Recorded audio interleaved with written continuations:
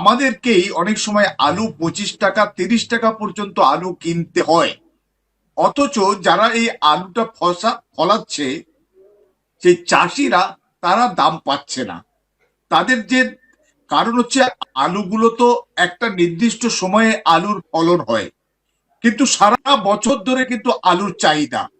ফলে এই যে গুদামজাতকরণ বা এগুলোকে হিমঘরে রাখার যে ব্যবস্থা, সেটা চাষিদের কাছে সরাসরি তারা পারে না। এবং তারা যে খরচা করে এই আলুটা উৎপাদন করে, ফলে তারা সেই খরচা মেটাবার জন্য তারা চেষ্টা করে যে কিছু আলু অন্তকে বিক্রি করে দিয়ে সেগুলো মানে সেই কৃষির খরচা, চাষের খরচা কিছুটা মেটাবার চেষ্টা। কিন্তু সেখানে দেখা যাচ্ছে সরকারের উচিত, যেটা ধান কেনার ক্ষেত্রে, আলু কেনার ক্ষেত্রেও যতটা সম্ভব যে ন্যূনতম সহায়ক মূল্য দিয়ে সমস্ত আলুগুলোকে ক্রয় করে নেওয়া, বা কৃষকদের উপযোগী করে কৃষকদের জন্য তাদের জন্য হিমঘর করে দেওয়া, যাতে কৃষকরা সহজে সেই হিমঘরে আলুগুলো রাখতে পারে।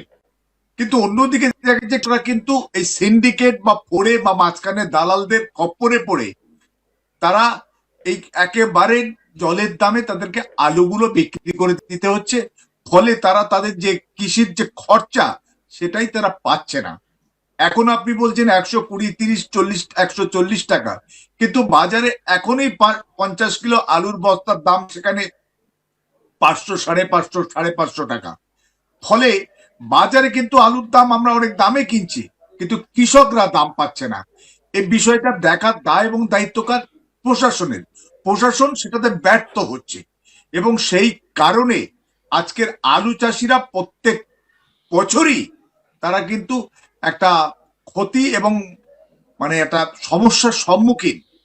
আরেকটা বিষয়, এবারে যেটা অকাল বৃষ্টি এবং এত ব্যাপক বৃষ্টি হয়েছে, আমি দেখছিলাম যে বিশেষ করে আমাদের হুগলি, উত্তরবঙ্গে কতটা আমি জানি না, কিন্তু বিশেষ করে হুগলি এবং বর্ধমানে ব্যাপক আলু চাষ হয়। এবং সেই আলু চাষিরা হয়তো আর একটু সময় থাকলে ভালো হতো, বা আরো একটু বড় হতো, আর একটু ফলন বাড়তো।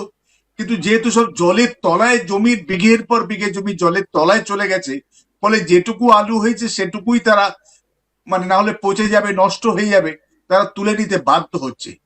কিন্তু সেখানে এই অকাল বৃষ্টি বা প্রাকৃতিক দুর্যোগের কারণে এই আলু চাষিরা আলুগুলো তুলে ফেললো, এবং সেখানে তাদের যে ক্ষতি বা লোকসান বা তাদের যে অসুবিধে বা সুবিধে, সবটাই দেখার দায়িত্ব আজকের প্রশাসনের, সরকারের।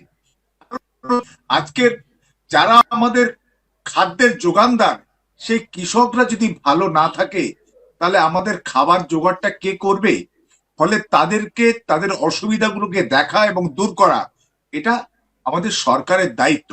কিন্তু আমরা দেখছি আজকের এই মুহূর্তে যে সরকার আছে, তারা বোধহয় মানে কৃষকদের স্বার্থ দেখার দায় এবং দায়িত্ব তাদের খুব একটা নেই বলেই মনে হয়।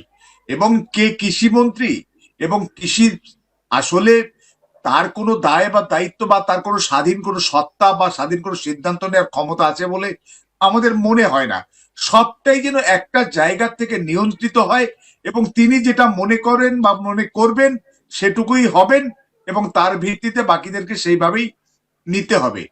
ফলে সেখানে ওই ভাতা কালচারটাই বড় হয়ে দেখেছে।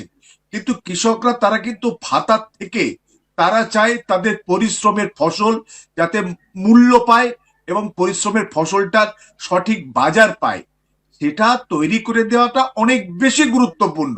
ওই মাসে 1000 টাকা বা 1500 টাকা, এটা গুরুত্বপূর্ণ নয়।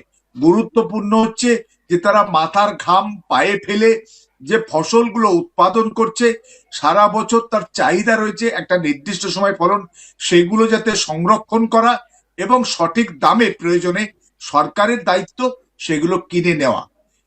তা না একদম। হলে কিন্তু এই কৃষকদের এই সমস্যাটার কিন্তু কোনো সমাধান হবে না।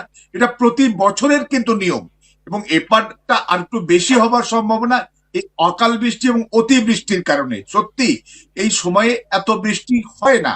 হ্যাঁ, ফলে আলু চাষিদের ব্যাপক ক্ষতি।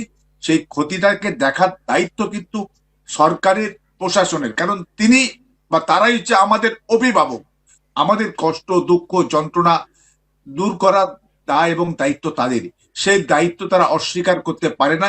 যদি অস্বীকার করে তাহলে কিন্তু তাদেরকেও সবক শেখাতে হবে, সেই কৃষক কুলকেও সংগঠিত করতে হবে, বলতে হবে যে আমাদের এই দুরবস্থা দূরীকরণের দায় এবং দায়িত্ব কাদের ছিল, কারা তাদের দায়িত্ব পালনে অপরাধ বা অপদার্থতার কারণে আজকে আমরা ক্ষতির বা লোকসানের মুখে পড়ছি, সেটা কিন্তু তাদেরকেও সংগঠিত করতে হবে। আজকে বিরোধী দলগুলো কতটা পারছে সেটাও কিন্তু একটা বড় প্রশ্ন। এই যে ভোটের সময় আনিসুল ভাই, আপনি আমাকে বলুন, ভোট এসে গেছে, এই সময়তে যদি একটা বড় অংশের মানুষই তো কৃষক সমাজ, তাদের কথা যদি না ভাবে, তাদের যদি স্বার্থ হানিকর সিদ্ধান্ত বা তাদের দিকে মুখ ফিরিয়ে থাকা হয়, তাহলে তো বিপর্যয় আসার কথা। কোথাও কি এগুলোকে ম্যানেজ করা হচ্ছে? স্থানীয় যে সংগঠন সেগুলো দিয়ে ম্যানেজ হয়ে যায় বলেই বিষয়গুলোতে আর তেমন নজর দেয় না শাসক দল। আসলে গণতন্ত্রে বিরোধী পক্ষের একটা গুরুত্বপূর্ণ ভূমিকা বা জায়গা থাকে।